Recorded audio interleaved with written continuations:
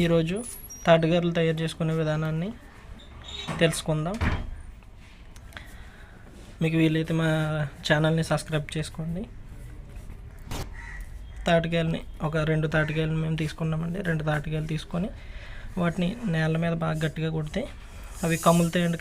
కాయలు కమిలిన తర్వాత ఇలాగా 3 కింద ఇలాగా చీల్చుకొని వాటి పై ఉన్నటువంటి తొక్క ఉంటుంది చూడండి, ఆ తొక్క అంతా కూడా తీసి వాటిని శుభ్రపరచుకోవాలి. అంటే ఇలా చూపిన విధంగా చేసి పైన ఉన్నటువంటి ఈన ఉంటుంది కదా, ఈనంతా తీసి శుభ్రపరచుకోవాలి.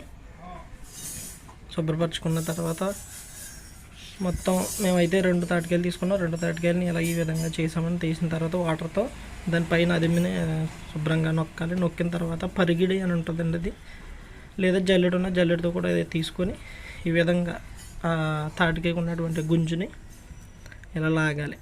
లాగిన తర్వాత మనకి ఇంట్లో జల్లెడు ఉంటే జల్లెడతో కూడా వెనక నుంచి ఇలా చేయొచ్చు అండి. వెనక్కి తిప్పి దాని మీద రుద్దొచ్చు. దాని తర్వాత ఏం చేయాలంటే అందులో ఈస్ అనేది ఉండిపోతుంది.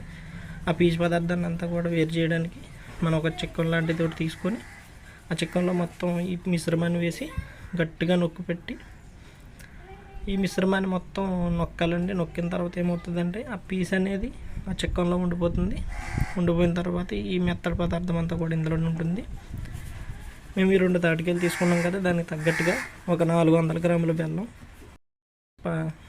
2 కొబ్బరి చిప్పల కొబ్బరి తురుము తీసుకుని కలుపుకున్నాం. అలాగే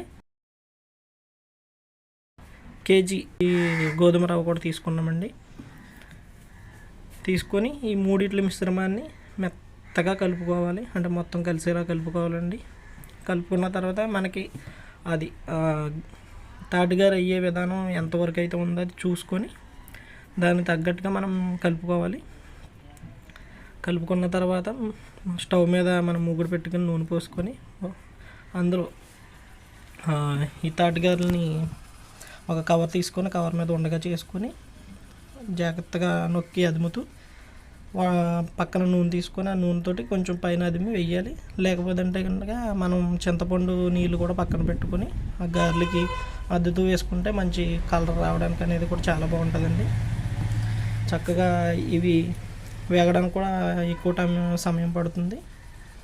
కొంచెం లేత రంగులో కాకుండా బాగా ముదురు రంగు వచ్చే వరకు కూడా వేపాలండి. అవి మంచి ఎరుపు రంగు వస్తాయండి. చక్కగానే చూడడానికి మనకి నోరు ఊరించేలాగా మంచి రకరకంగా మంచి కలర్ఫుల్గా కనపడతాయి.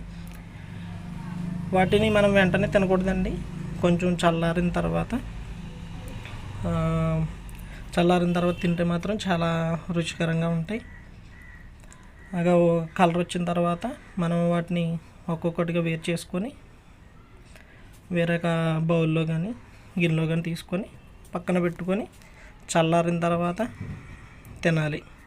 ఇలా చేయం. అవిగోండి మా గోదావరి